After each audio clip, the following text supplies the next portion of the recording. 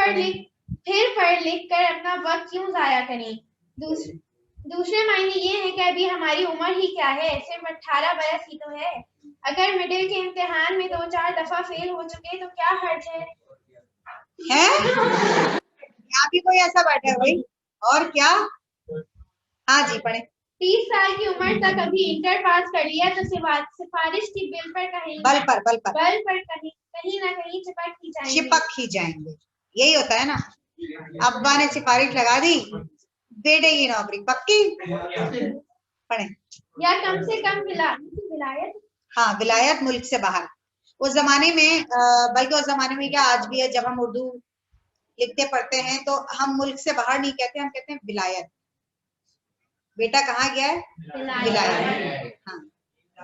या कम से कम विलायत जाने का कर्जा तो जरूर मिल जाएगा, और जरा कोशिश की तो बाद में माफ हो सकेगा। अब देखें, यहाँ ऐसे तालिब इल्मों की बात हो रही है जो ऊं के हवाले से अपनी जिंदगियों को दाव पर लगा देते हैं। आसानी है ये, शाबाश। यानी अब यहाँ क्या मामला है, इम्तिहान का ख्याल आया हो, कल पढ़ेंगे, ठीक है। अच्छा, अब ये हूँ यहाँ तक खींची, अब एग्जाम वो वाली बात मैंने आपको बताई थी। मेरा तो मसला ही नहीं है, आखिरी दिन ऐसा जबरदस्त पढ़ता हूँ, ऐसा जबरदस्त पढ़ता हूँ कि ए आ जाता है। अब हम वही ना, कुछ ऐसे स्टूडेंट हमारे यहाँ पाए जाते हैं, या कुछ ऐसे उनसे कहा जाए, गैरत दिलाई जाए ना, पढ़ लो, अब्बा का पैसा जाया हो रहा है, उम्र का साल जाया हो रहा है, बड़ी यानी सख्त अल्फाज कहे गए। बाद में क्या होता है, कल से पढ़ेंगे पक्का। अब क्या होता है यहाँ, इसके दो मायने, बा मायने। ये ऊ जो है ना, ये बड़ी बा मायने होती है। नंबर 1, अब्बा जिंदा है ना, ये देखो माशाल्लाह यहाँ भी हो रही है, अल्लाह सलामत रखे बेटा, ठीक है। बाप जिंदा है, खाने पीने और उड़ाने को मुफ्त मिलता है ना। इधर पैसों की जरूरत पड़ी, अब्बा अब्बा ने पैसे दे दिए, ठीक है। फिर सुनते जाए। अब यहाँ मामला ये हुआ कि एक आध बार फेल भी हो गए तो क्या हुआ, अभी उम्र ही क्या है। हमारे साथ के लोगों को देखो, कहाँ किस क्लास में हम तो फिर आ गए हैं। एक आध बार फेल भी हो गए तो कोई मसला नहीं है, चलेगा। तो जिंदगी पढ़िए, 30 साल की उम्र तक घिस घिसाकर पिट पिटाकर इंटर तो कर ही लेंगे। अब इंटर पास हो गया, अब तो जिंदगी बनानी है, लाजमी है, वरना तो मामला गड़बड़ा जाएगा। अब्बा ने सिफारिश की, चलो भाई नौकरी भी मिल गई। अच्छा, मुझे नौकरी नहीं करनी, मैंने यहाँ रहना ही नहीं है, तो ठीक है बेटा, तो बाहर चला जा।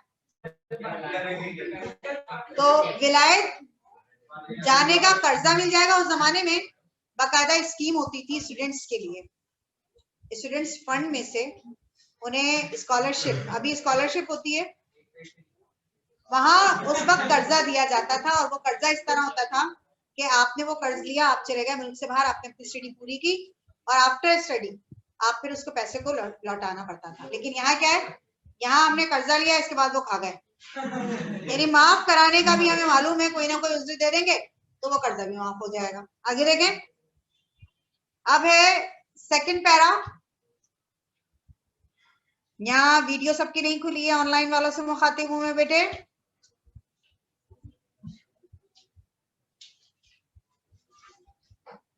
पढ़िए जोर से, नहीं पढ़ा जाएगा। कौन पढ़ना पसंद करेगा? चलो बेटा पढ़ो जरा जोर से।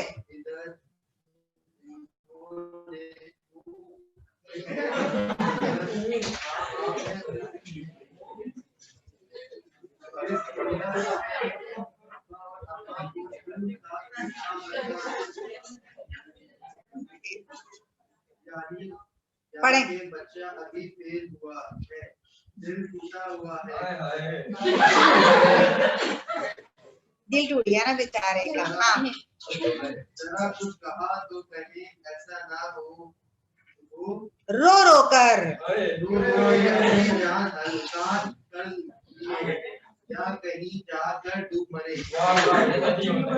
हाँ हाँ हाँ, पढ़े पढ़े।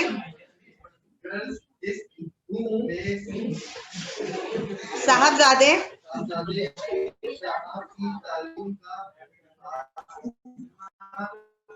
बिलखैर, खात्मा बिलखैर, खैरियत के साथ।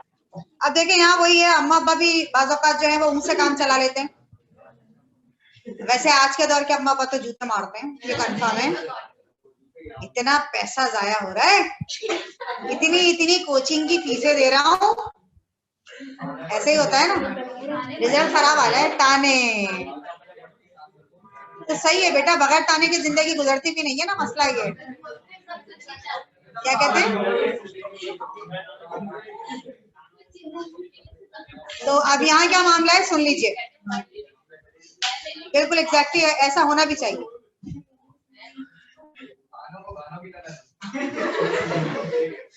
आपसे गुजारिश है, आप ऐसा कर सकते हैं बिल्कुल अपनी औलाद के साथ।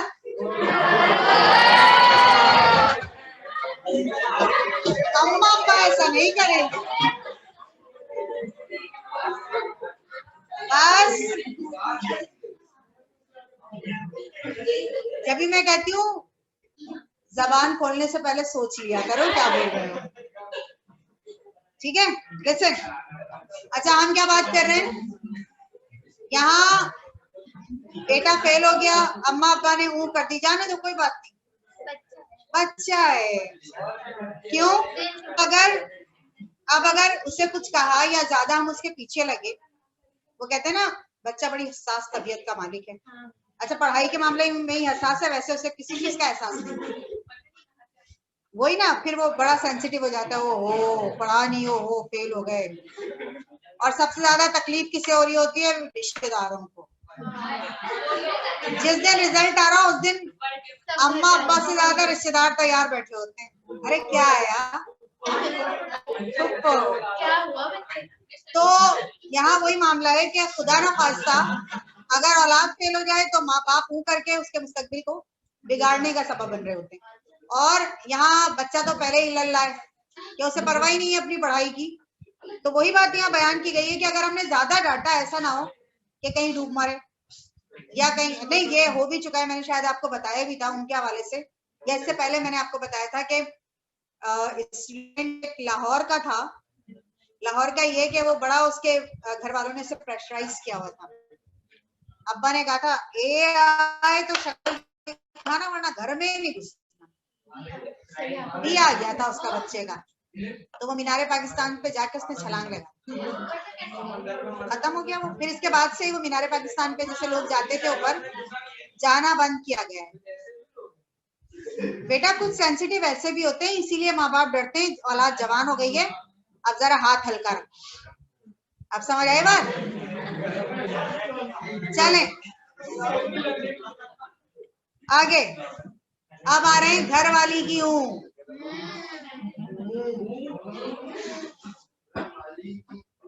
अब आप रुके, ना तो मैं यहाँ से पढ़ाऊंगी, ठीक है? इसलिए कि तुम जज्बात के साथ पढ़ रहे हो। आप पढ़ो बेटा।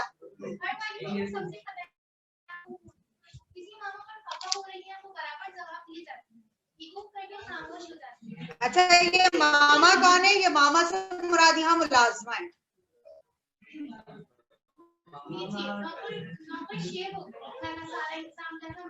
दरहम बरहम बिखर गया, मायने लिखते जाइए। दरहम बरहम बिखर जाना, सल खत्म। मामाओं के हाथ में चली गई कोई चीज, चोरी हो गई, बेगम साहिबा ने इधर उधर ढूंढा, कुछ थोड़ा बहुत गुल मचाया, शोर मचाया,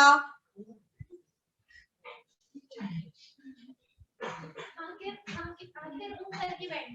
अब क्या है? पटारी में कथा छालियां गायब, खर्च की संदूकी में से रुपए पैसे गायब, संदूकों में से रुपए गायब, कर्ज रफ्ता सारी जगह सफाया हो गई। मामा ने कोई रकाबी तोड़ डाली, रकाबी प्लेट। उन्होंने वही अपनी ऊँट का इस्तेमाल किया। नतीजा ये हुआ कि थोड़े ही दिनों में टूटा टूटा हुआ सामान निकला कि खासे कई संदूक भर जाए। बच्चों ने कोयले से दीवारों पर लकीरें खींची, दरवाजों पर जी जी पेंसिल से कीड़े मकोड़े बनाए। पहले तो ये थोड़ी बदबूबत लगी, फिर ऊब करके चुप हो गए। अब अमूमन यही होता है खवातीन के हवाले से, जो अमूमन घरेलू खवातीन है और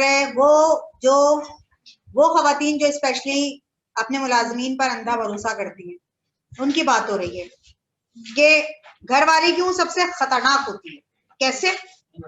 मैं तो होती है, लेकिन कैसे होती है ये देखिए।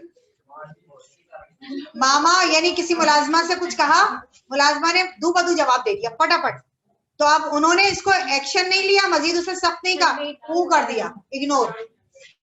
तो इसमें क्या होता है मामला? इसमें ये होता है कि जो मुलाजमीन होते हैं वो शेर हो जाते हैं, निडर हो जाते हैं, बहादुर हो जाते हैं कि ये तो है ही ऐसी, ये तो सुनती नहीं है।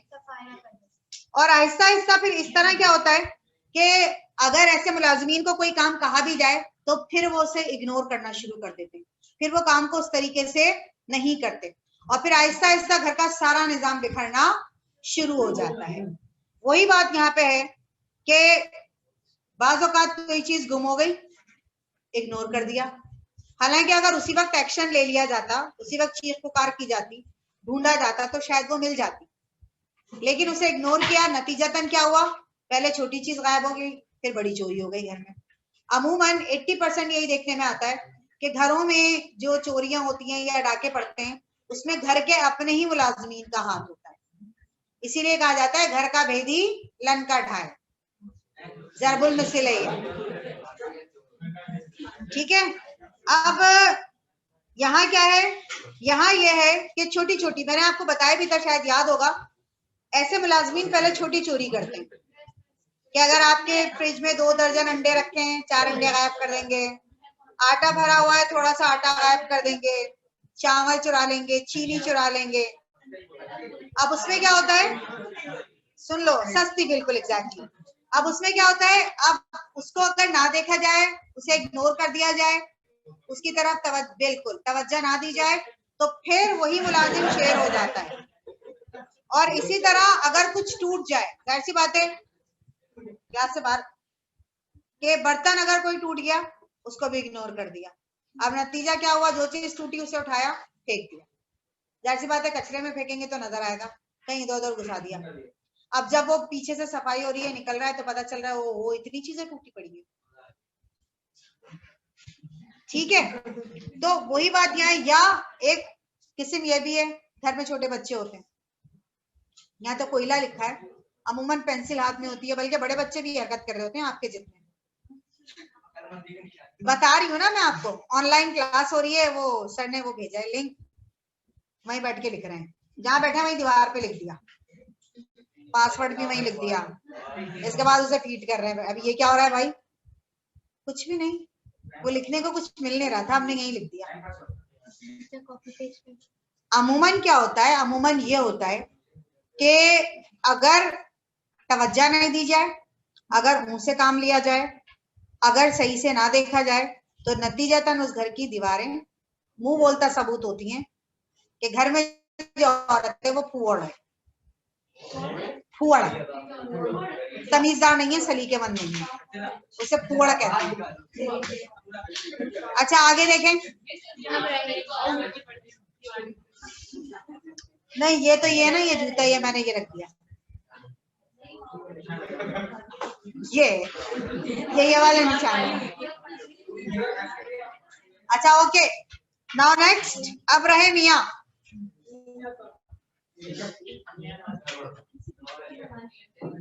पढ़े।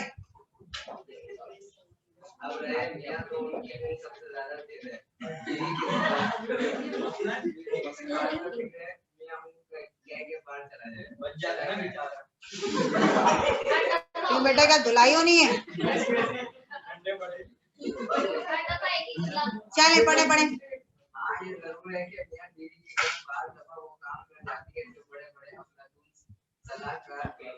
सलाहकार, मशवरा देने वाले।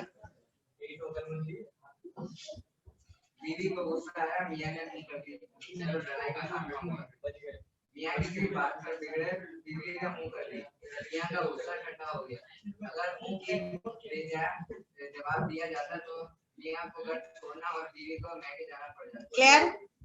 यानी यहाँ वही बात कि मियां ने इग्नोर कर दिया, मामला सेट हो गया, बीवी ने इग्नोर किया, मामला सेट हो गया।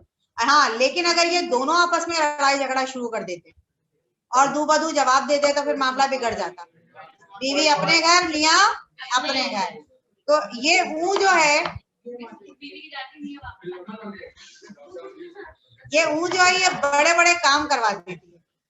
यानी बाज़ औक़ात इंसान किसी बात को इग्नोर भी करता है तो उससे उसका फायदा भी होता है। क्लियर? अच्छा जी, अब आगे जो है लास्ट पैरा आप पढ़ें। आप पढ़ लें बेटा। हर मामले की दो ही सूरतें हैं, पता या शिकस्त, और दोनों पता, जीत, शिकस्त, हार। और दोनों सूरतों में ऊँट नुकसान से साबित होती है। शिकस्त पर जिसने ऊँट की, इसने गोया शिकस्त को शिकस्त ना समझा। जिसने फतह पे ऊँट की, इसने गोया अपनी हिम्मत की कदर नहीं की। वो आज नहीं डूबा तो कल डूबेगा। दुनिया में वही लोग कुछ कर सकते हैं जो फतह को फतह और शिकस्त को शिकस्त समझते। अब रहे ऊँट वाले जो लापरवाही से शिकस्त और फतह को बराबर समझते हैं। इनका बस खुदा ही मालिक है। दुनिया से अगर मिटना जाएंगे तो कम से कम दूधियां हमेशा जरूर हैं। ठीक है जी, और ये बात हमने कर ली थी शिकस्त के हवाले से और पता के हवाले से। वो लोग जो अपनी हार को हार नहीं समझते या वो लोग जो अपनी जीत को बरकरार रखने के लिए उतनी मेहनत नहीं करते, वो हमेशा नाकाम हो जाते। इसलिए अपनी पता को पता समझना बहुत जरूरी है। इसलिए एक बार अगर आप कामयाब हो गए और नेक्स्ट टाइम आपने फिर कामयाब होना है तो अब आपको डबल मेहनत करनी पड़ेगी। मैंने शायद आपको इसकी मिसाल दी। स्कूल लेवल पे तो हमारा एक क्लास से मुकाबला है, 2 या 3 क्लासेस हैं।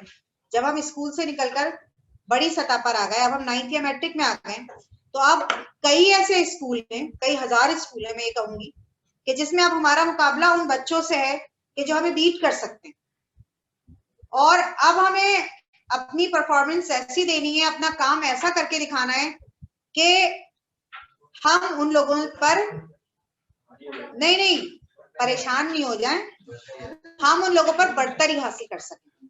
और इसके लिए हमें क्या करना है, हमें अपनी एफर्ट को, अपनी मेहनत को मजीद बढ़ा देना है। आज आप क्लास 10th में, पिछला साल गया 9th का, 9th के एग्जाम नहीं हुए, ऐसा ही है ना। अब जब 10th का ये रिजल्ट बनेगा और आपको ग्रेड मिलेगा तो वो आपकी इस 10th की परफॉर्मेंस के अकॉर्डिंग होगा। क्लियर हुई बात? तो अब वो टाइम जो आपका 9th का निकल गया उसमें तो तय होना था ना कि किसने परसेंटेज ले ली, उसमें एक परसेंटेज बच जाती है, फिर उसी परसेंटेज को हम बरकरार रखते हैं 10th में या हम बढ़ जाते हैं उसमें। लेकिन अभी तो हमें पता ही नहीं है हम कितने पानी में। बात समझ आ रही है मेरी? तो अपने आप को, यानी उन लोगों के लिए जो मेहनत नहीं करते उनके लिए ये बड़ा जबरदस्त वक्त है कि वो अपने आप को इस वक्त मेहनत करके मनवा सकते हैं। यानी जिन्होंने कभी जमाना माजी में A1 लिया ही नहीं है वो इस वक्त A1 ले सकते हैं। किसकी वजह से? जी नहीं, अपनी किसकी वजह से? अपनी शिकस्त नहीं, वो अपने आप को मनवा सकते हैं कि वो वक्त था कि मेरी परसेंटेज ये होती थी, आज ये वक्त है कि मैंने इतनी मेहनत की है कि मैं आराम से A1 हासिल कर रहा हूँ। इसलिए आप जब आप रिजल्ट आएगा अब आप खुद देखेंगे कि वो बच्चे जो बिल्कुल कहते हैं ना कि A1 बहुत थोड़े से होते हैं, फिर A, फिर B, फिर C और ये D और C भरे हुए होते हैं। तो वजह इसकी ये होती है कि हम अपना एक मयार बना लेते हैं, हमारा एक स्टैंडर्ड बन जाता है, हम फिर उतनी मेहनत के आदी। अब इस वक्त आपके पास इतना टाइम है कि अगर आप इसे इग्नोर ना करें, आप इस वक्त की अहमियत को समझें, इसे करके ना गुजारे कि 9th तो चला गया और 10th भी चला जाएगा, ऐसा नहीं है।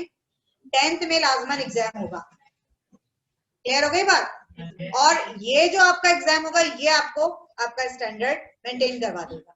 और जब आप मैट्रिक में कामयाब हो जाते हैं A1 से, तो फिर आपको एक आदत सी पड़ जाती है कि अब मुझे फर्स्ट ईयर में भी इसी को मेंटेन रखना है, फिर मुझे सेकेंड ईयर में भी यही पोजीशन रखनी है, और अगर मैं इससे कम गया या गई तो इसका मतलब ये है कि मैं मेहनत उस तरीके से नहीं कर पा रहा या कर पा रहे। क्लियर? अच्छा, हमारा ये चैप्टर हो गया खत्म। और वो मैं अभी मंगवा रही हूँ। अच्छा जरा ये बेटा सफा नंबर 100 पे 102 पे आ जाइए।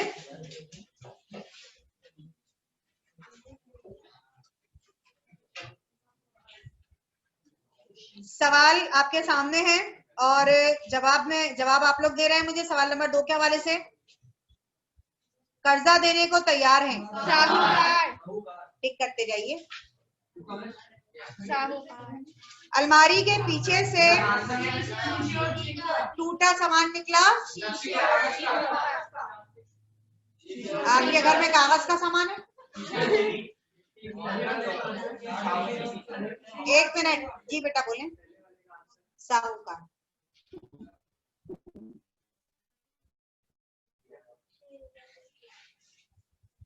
ओ करके चुप हो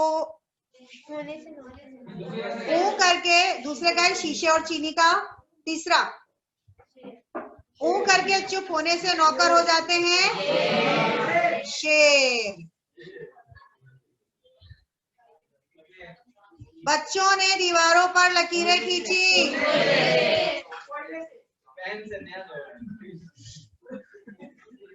बेटा आप पेन से लिख के आइएगा और आगे बताइएगा नया दौर है।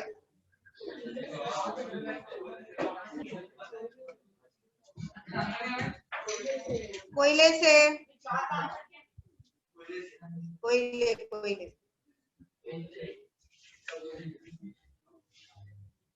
पढ़ लिया था हमने कुछ बात।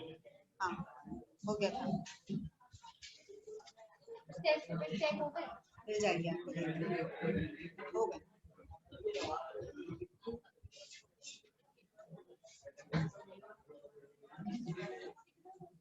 अच्छा मुझे ये बताइए कि आप सबके पास इस वक्त नहीं नोट्स तो हैं, मैं नया काम करवाना चाह रही हूँ। रजिस्टर नहीं आया? देखें ये वाली क्लास हमारी बड़ी क्लास होती है, आपको पता है ना। तो मैंने आपसे कहा है वैसे उर्दू की क्लास में जो आपसे मैंने कहा था एक कॉपी या रजिस्टर बनाइए उर्दू का, बना हुआ है ना? तो वो आज है या नहीं? मुझे बना के घर पे रख कर आए? नहीं मैंने आपसे कहा था ना कि अब मुझे ड्यूरिंग क्लास काम करवाना होगा आप लोगों से। हाँ बिल्कुल, कुछ ग्रामर का कुछ पोर्शन आपको मैं खुद से भी डिक्टेट करवा के, इसलिए कि वो जब तक आप लिखेंगे नहीं ना आप समझ नहीं पाएंगे। एक चीज मैं लिखी लिखाई देके आपको समझाने की कोशिश करूंगी तो वो थोड़ा सा समझना मुश्किल हो जाता है, लेकिन एक वो चीज जो हम लिख कर रहे होते हैं ना, समझ रहे होते हैं, वो इजी हो जाता है। फिर चाहे वो जुमलों की सूरत में आए, फिर चाहे आपसे तारीफ पूछी जाए, आप दोनों तरीके से आंसर देने के अहल होंगे। तो वो मुझे आपको समझानी भी है और करवानी भी है, और जब तक रजिस्टर नहीं होंगे हम काम कर नहीं सकते। तो मैं शीट लेके आपसे काम करवा देती हूँ, ठीक है बेटा? अगर यही बात होती तो आपको नोट्स में ना दे देती मैं क्यों लिखवा रही हूँ? अभी मैंने आप है कि जिसमें कवायद आपका जो है, अभी जो न्यू पैटर्न है, न्यू पैटर्न के अकॉर्डिंग जो सिर्फ कवायद है, पोर्शन उठा के देखिएगा, शायद आपने 10 ईयर पेपर उठाया नहीं है, प्रीवियस 2 साल के पेपर उठाइए। 15 नंबर की सिर्फ और सिर्फ ग्रामर है, 5 और 10 नंबर की नहीं है जिसे आप इग्नोर कर दें। 75 मार्क्स में से 15 मार्क्स, 15 से 20 मार्क्स सिर्फ और सिर्फ ग्रामर के हैं।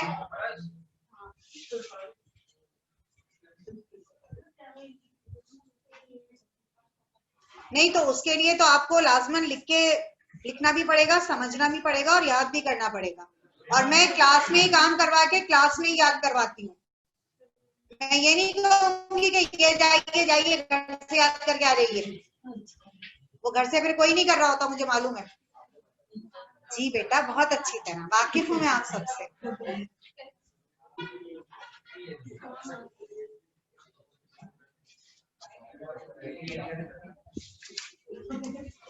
अच्छा, इस वक्त किताबें तो हैं ना सबके पास?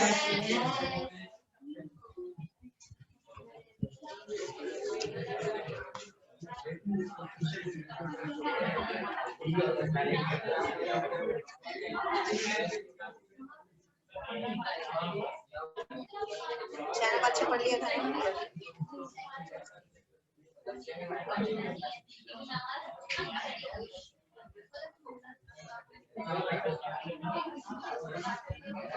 अच्छा ओके क्लास, लिसन। जी कह रहे हैं कुछ? जी बेटा बोले।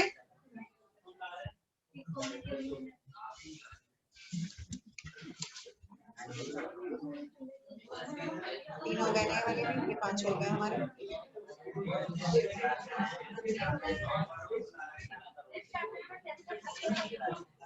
नामदेव को शहीद नहीं किया, शहीद गलती है। ओके क्लास, पेज 74 खोलिए, पेज 74।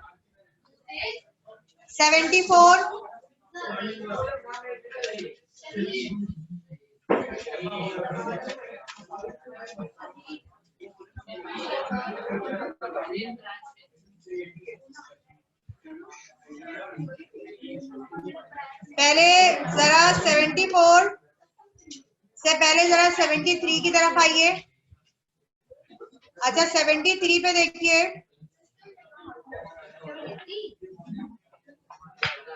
73 पे जो राइटर हैं वो है मिर्जा आदिब।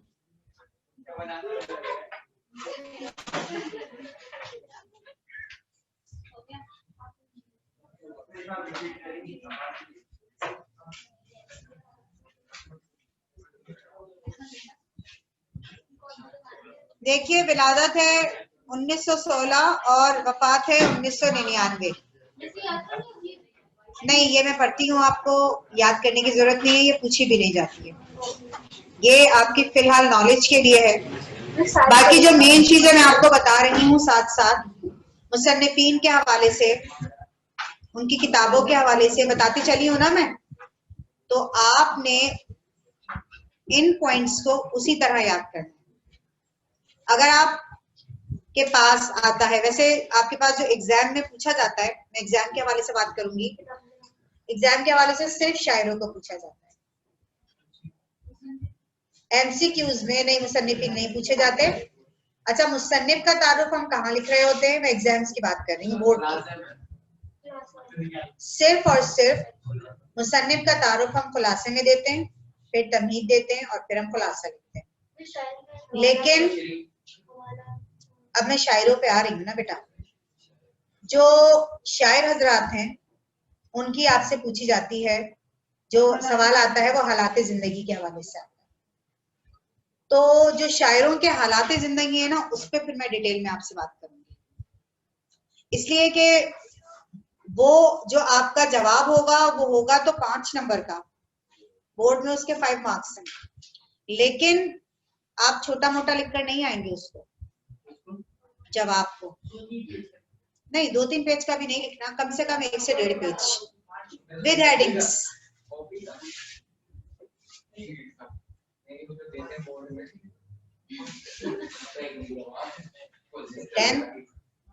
अल्लामा में काबिल बच्चे बैठे, कोई शक नहीं।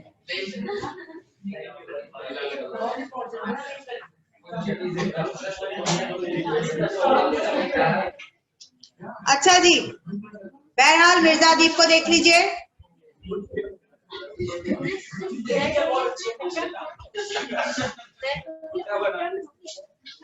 हाँ बिल्कुल होंगे, 1 मिनट बेटा। हाँ बोले।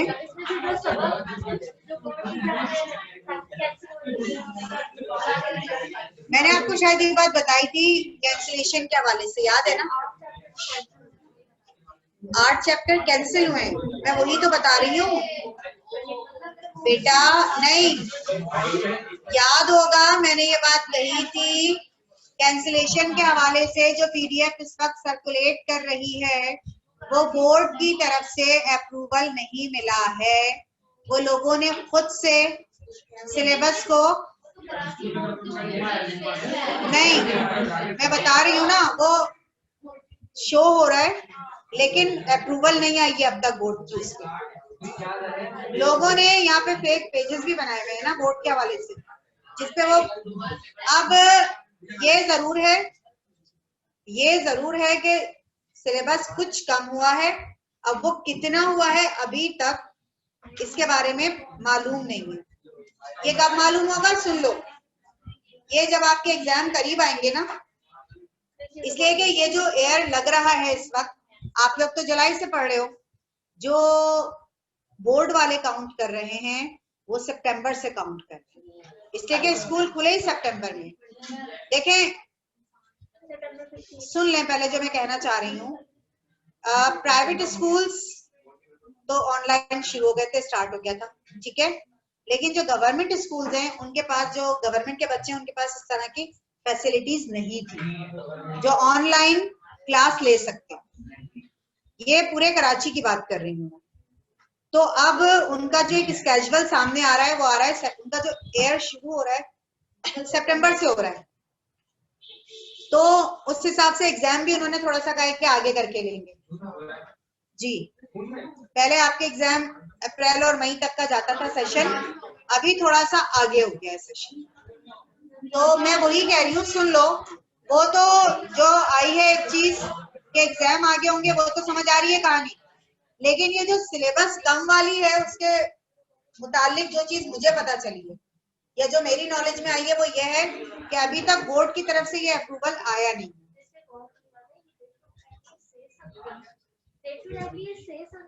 नहीं वो बताएंगे लेकिन अभी नहीं, मैं वही तो कह रही हूँ, इसलिए कि ये सारी चीजें जो डिसाइड होती है ना वो म्यूचुअल अंडरस्टैंडिंग से होती है। वो ये नहीं पूछेंगे आपका कितना सिलेबस है, आपका कितना है, क्या नहीं हुआ, फिर उसमें से वो डिडक्शन होगी, लेकिन वो अभी नहीं होगा। अब जो चीज इस वक्त सर्कुलेट कर रही है या जो मेरे पास आई या जो हो सकता है आप लोग के पास भी आई हो, आपने देखी हो, वो परफेक्ट नहीं है, ये मैं बता रही हूँ। तो अभी फिलहाल अब तक के लिए हमें सब कुछ पढ़ना है, पढ़ना हमें सब कुछ है। हाँ आप इसमें से अगर कुछ होता है कि जी ये नहीं आ रहा तो फिर इसे छोड़ दीजिएगा एंड में, फिलहाल तो करें। एक मिनट बेटा, आपने क्या अर्ज किया, दोबारा कहिए। तो बेटा यही तो फरमा रही हूँ। किसका? मेरे पास जो चीज आई, मुझे एक तो वो तमाम पूरा जो है वो डिडक्शन वाली चीज भेजी, पूरा पीडीएफ मौजूद है मेरे पास, और सिर्फ उर्दू की नहीं ऑल सब्जेक्ट्स की, लेकिन साथ में ये भी इंस्ट्रक्ट किया है मुझे कि ये जो है ये पक्की खबर नहीं है, ये उड़ती उड़ती खबर है। तो वो जो उड़ती उड़ती होती है ना उस पर तो मैं कभी भी रिलाई नहीं करती। ये ना हो कि मैं जो चीज छुड़वा रही हूँ वो पेपर में आ जाए, तो इसमें कौन फंसेगा? बच्चे। सफर कौन करेगा? आप लोग। तो मैं कोई ऐसा ऑप्शन छोड़ूंगी नहीं। अब समझ आई मेरी बात? हम सब पढ़ेंगे, भले फिर एंडिंग में होता रहे। एग्जाम आपके डिले हो गए ना, आगे चलेगा। डेट आ गई है, डेट है मेरे पास भी, वो ग्रुप में डाल दूंगी, मैं शेयर कर दूंगी। वो है कि वो जो उधर से इंस्ट्रक्ट किया गया है वो आ गया है, वो आपके स्कूल में भी आपको बता दिया जाएगा, इसलिए कि वो तमाम स्कूलों को भेजा गया है। लेकिन ये जो सिलेबस डिडक्शन वाली है ना, ये अभी तक चीज सामने नहीं आई, तो वो देखते हैं इंशाल्लाह हो जाएगा जो भी होना होगा। बहरहाल क्लास आगे देखें। 73 मैं सिर्फ ये पढ़ा रही हूँ, आगे नहीं पढ़ा, फिर मैं आपको टाइम दे दूंगी, कोई इशू नहीं, मुझे मालूम है, ठीक है। देखिए, और वैसे भी हमारा सिलेबस सबसे आगे चल रहा है, यानी ऑल क्लासेस में अल्लामा बहुत आगे, और टेस्ट भी तकरीबन सबका आप लोग दे चुके हैं। बल्कि आपने अच्छा टेस्ट टॉपिक अगला अनाउंस किया मैंने? नहीं, जीवे जीवे जीवे जीवे।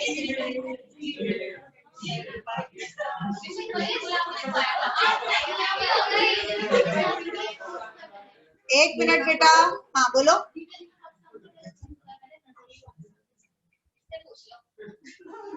ओके हाँ, तो फिर हम एक काम करते हैं ना, लिसन लिसन।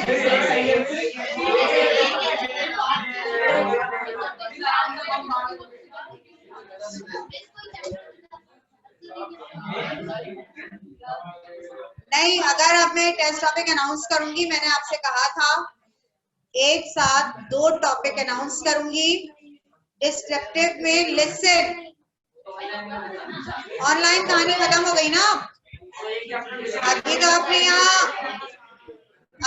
यहाँ पूरा पेपर देना है, तो पेपर उसी पैटर्न पे होगा जो आपका होता है। अब तरीकेकार ये होगा, जो 2 चीजें मैं एक साथ अनाउंस करूंगी, आपने खुलासा लाजमी उसका करना होगा। बेटा अभी मेरी बात खत्म नहीं हुई है,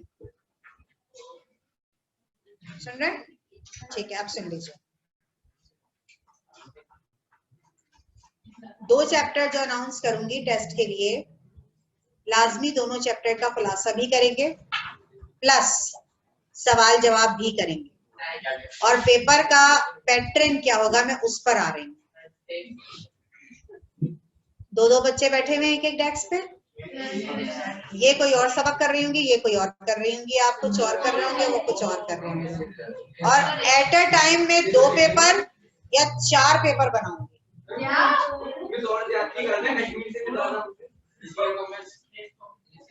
इसमें ये होगा, इसमें नकल का सवाल ही पैदा नहीं होता।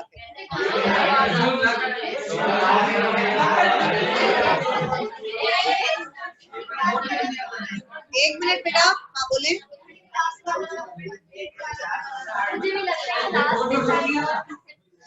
अच्छा मुझे वो दे नोट दिखाएं।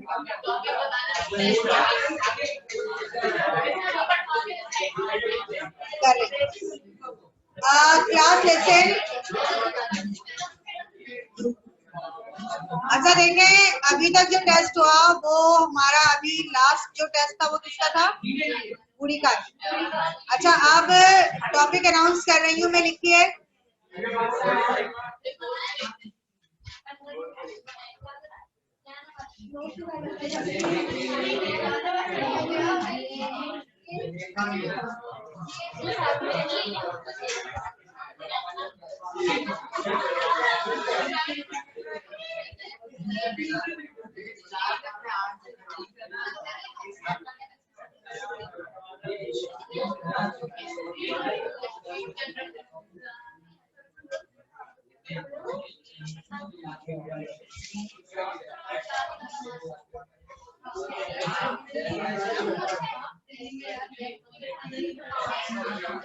ठीक है, ये दोनों टॉपिक आपके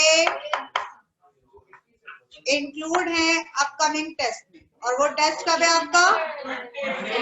मंडे।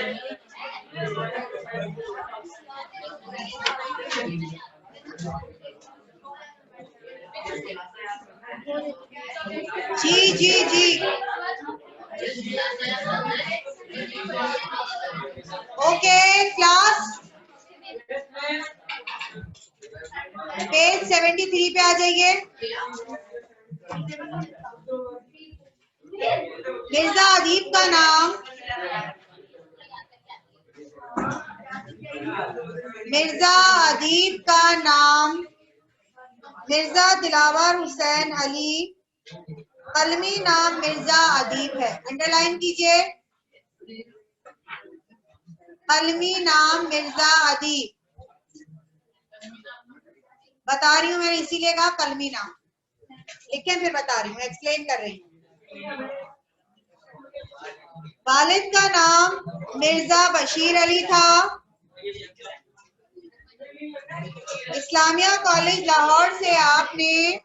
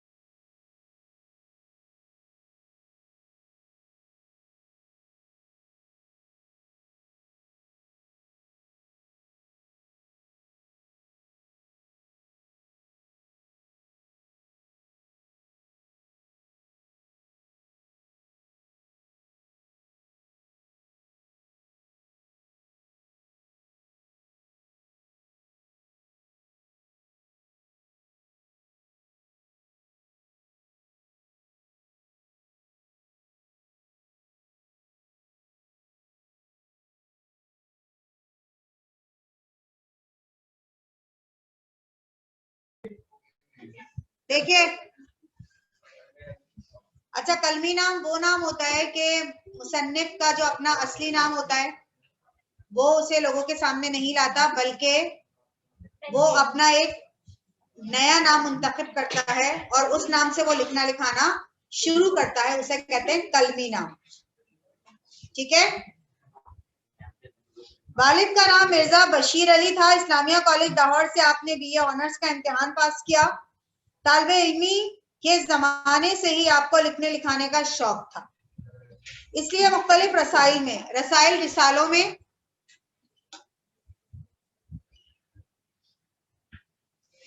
मज़ामीन लिखे। रिसाला तरक्की में अफसाना निगारी शुरू की। मशहूर रिसाले अदबी दुनिया में भी आपके मज़ामीन और अफसाने शाया हुए। आप रिसाला अदबे लतीफ के मुदीर भी रहे। अंडरलाइन कीजिए अदबे लतीफ। इस दौरान आप रेडियो के लिए स्क्रिप्ट भी लिखने लगे। एक एक्ट के ड्रामे, एक्ट एक किस पर जो मुश्तमिल होता है, वन एक्ट प्ले के ड्रामे लिखने में उन्हें बड़ी महारत हासिल थी। आपकी उस अच्छा इसे उर्दू में यकबाबी ड्रामा भी कहते हैं। उर्दू में यकबाबी, इंग्लिश में वन एक्ट कहते हैं। ठीक है। हाँ, आपकी शोहरत की एक वजह आपकी किताब सहरा नवट के खुतूत भी है। अच्छा आप सुन लीजिए मिर्जा अदीब के हवाले से थोड़ा सा। मिर्जा अदीब ड्रामा निगार हैं और उस जमाने के ड्रामा निगार हैं कि जिस वक्त स्टेज का चिराग बुझने के करीब था। ये वो जमाना है, सुनते जाओ, जरा मुंह बंद करो और कान खुले रखो। ये वो जमाना है कि जिस जमाने में अंग्रेज बड़े सगीर पर काबिज हैं। सन 1900 की बात कर रही हूँ। ठीक है। और आपके जो ड्रामे मकबूल हुए, अगर हम इनकी विलादत देखें 1916 की है। ठीक। ये वो जमाना है कि लोगों के पास जो तफरीह का जरिया है वो है स्टेज पर जाकर ड्रामे देखना। पिंडाल समझते हैं ना, एक टेंट लग गया, स्टेज लगा दिया गया और उसके बकायदा टिकट सेल आउट किए गए, बेचे गए। और नहीं, सिनेमा नहीं है। सिनेमा एक अलग चीज होती है कि जिसमें बड़े पर्दे पर फिल्म चलती है, लेकिन ये सिनेमा नहीं है, ये लाइक थिएटर बिल्कुल। स्टेज ड्रामा,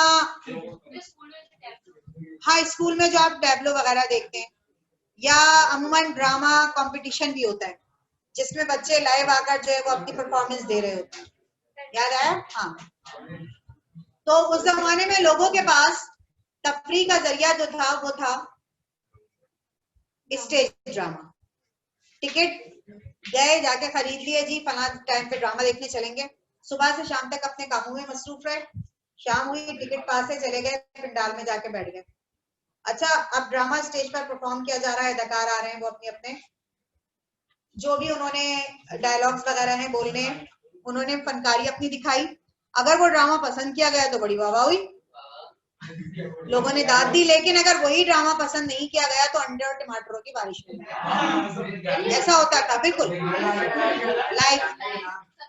तो ये वो, सुन लें, ये वो दौर था कि जिसमें जो फनकार थे उनका तो अपना कमाल था ही, लेकिन राइटर का ज्यादा था। अब एक टाइम तक तो आगा हश्र ड्रामे लिखने लिखाने का काम करते रहे, उन्होंने लिखना लिखाना बंद किया। अब कहानियां खत्म हो गई। अब जब कहानियां नहीं मिलती तो फिर ड्रामा कैसे परफॉर्म किया जाए? जाहिर सी बात है फनकार खुद तो नहीं करते ना, जब तक पीछे डायलॉग्स ना हो। राइटर का होना बहुत जरूरी है। तो ऐसे में दो लोगों के नाम उभर के सामने आए, एक है मिर्जा अदीब और दूसरे हैं इम्तियाज अली ताज। दोनों ने ड्रामे लिखने लिखाने का काम शुरू किया और इस तरह शुरू किया, इस अंदाज से शुरू किया कि आप स्टेज पर छा गए।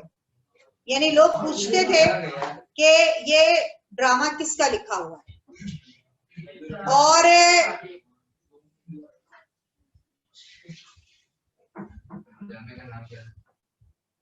अभी हम पढ़ने वाले हैं मिर्जा अदीब का ड्रामा, आपकी किताब में मौजूद है। और जब वो ड्रामा स्टेज पर खेला जाता था तो लोग उसे पसंद किया करते थे। इसी तरह मिर्जा अदीब ने जो ड्रामे तहरीर किए वो आज भी किसी न किसी सूरत में पेश किए जाते हैं, स्टेज पर नहीं, टीवी पर। लोग उसे थोड़ा सा चेंज करके, उसमें तब्दीली करके और उस तहरीर को थोड़ा सा रद्दोबदल करके और आगे अपने नाम से शाया करवा देते हैं, इसलिए कि मिर्जा अदीब तो रहे नहीं। टीवी में ड्रामे आए हैं इनके, जो 1965 के हवाले से या 1971 के हवाले से कुछ ड्रामे वहां पे, मैं नाम नहीं बताऊंगी ना कहूंगी, ठीक है? बहरहाल आगे सुने, आगे सुन लीजिए और समझ लीजिए। तो मिर्जा अदीब ने लिखने लिखाने का काम शुरू किया। अब यहाँ एक नाम है अदबे लतीफ। अदबे लतीफ के आप मुदीर भी रहे। मुदीर कहते हैं एडिटर को। मिर्जा अदीब ने वहां कुछ अरसा यानी बतौर एडिटर भी काम किया है, लेकिन ये वो इदारा है कि जहां आप बतौर चपरासी मुलाजिम हुए थे। हंसने की बात नहीं है ये। अंदाजा लगाइए एक छोटे से ओहदे पर मुलाजमत करने वाला तरक्की करके एडिटर के ओहदे तक कैसे पहुंचा। ऐसे ही किसी को ओहदा नहीं मिल जाता। मेहनत, लगन, कोशिश, जिद्दोजहद इंसान को कामयाब बनाते हैं, और आपने लगन और मेहनत से काम किया। अगर आप इनका बैकग्राउंड देखेंगे तो आप मजीद हैरान रह जाएंगे। मिर्जा अदीब का ताल्लुक एक ऐसे घराने से था कि जहां तालीम बच्चों को दिलवाना बुरा समझा जाता था। आज भी कुछ हमारे गांव ऐसे हैं कि जहां बच्चों को तालीम दिलाई नहीं जाती, बस बच्चा थोड़ा सा बड़ा हुआ और उससे मेहनत मजदूरी पर लगा दिया।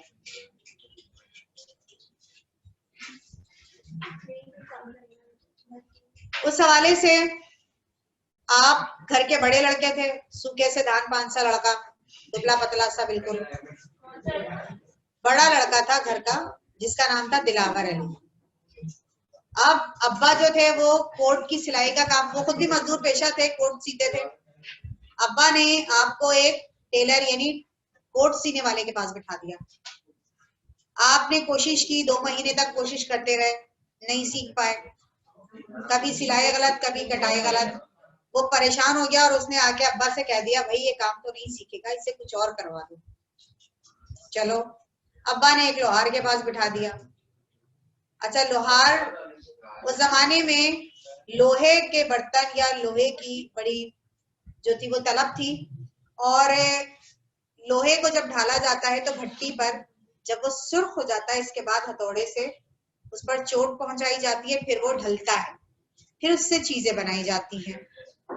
तो दूसरे ही दिन जो लोहार था वो घर वापस ले आया, भाई तुम्हारा लड़का मर मरा जाएगा, इतना दुबला पतला सा है और तुमने इसे इस सख्त काम में डाल दिया है, ये इस गर्मी को बर्दाश्त नहीं कर पाएगा और ना ही इसमें इतनी सख्त है कि ये इस काम में रह सके।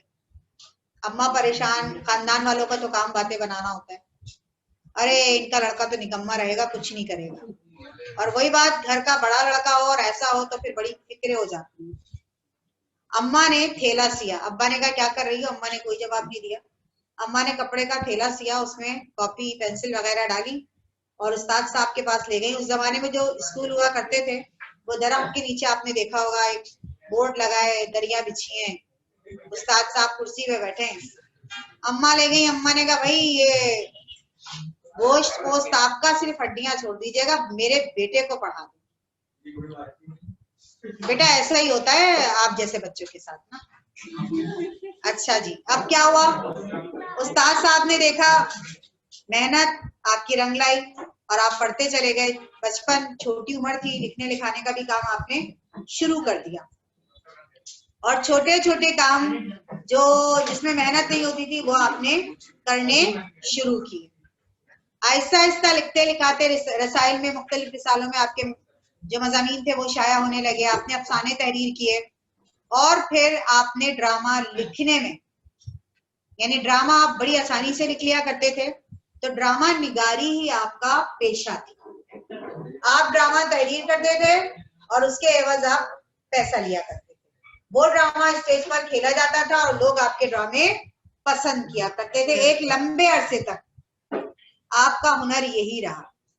और फिर वही बात मैंने अभी आपको बताया कि अदब लतीफ में किस सौदे पर गए थे और किस सौदे तक पहुंच गए। तो ये सब आपने अपनी मेहनत से हासिल किया। ऐसे ही दुनिया आपका नाम नहीं जानती है। क्लियर? नहीं, अभी खत्म नहीं हुआ जी, फरमाए, कुछ कह रहे हैं? नहीं, अब नाम कुछ है जो बता भी नहीं। छुट्टी नहीं, छुट्टी नहीं, नो नो नो नो, 6 नहीं बजे, अभी मेरे पास 5 मिनट है।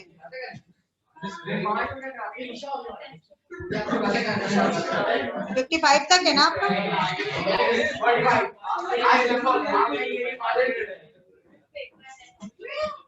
वो कल गाड़ी में।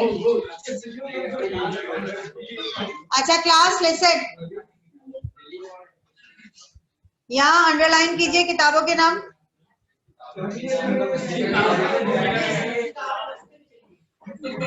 आप तो बाहर मौजूद हैं या आप भी बस्ते में गए? निकालिए किताब, बस्ते में चली गई। आप तो बाहर बैठे हुए हैं ना, या आप भी बस्ते के अंदर है? देखिए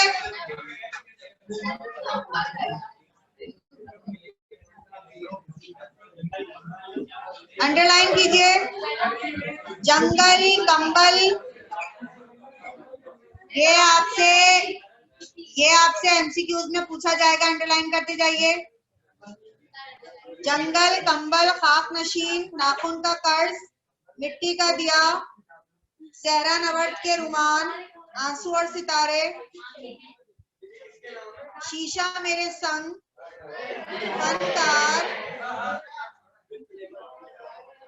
ये वो वाला शीशा नहीं है जो आप समझ रहे हैं।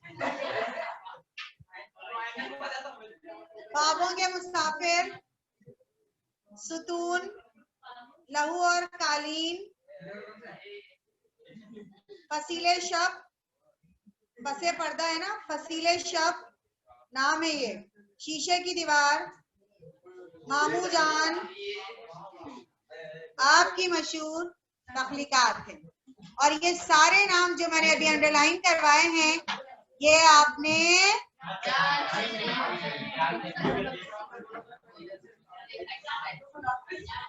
नहीं, अभी खुदा हाफिज़ नहीं, नो, सिट डाउन।